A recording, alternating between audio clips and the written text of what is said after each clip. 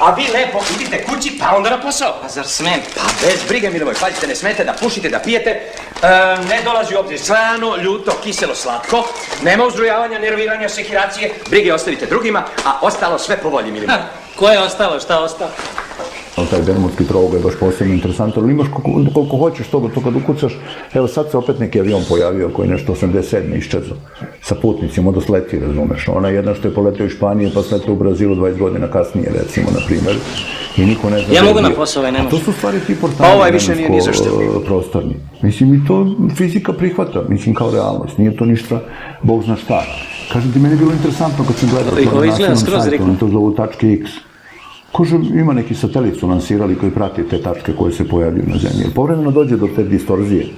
Nešto se poremeti u tom tkivu vremena i prostora. Šta se poremeti, kako se iznosat se ovo, gdje se magnetno polje zemlje okreće, nešto pomera.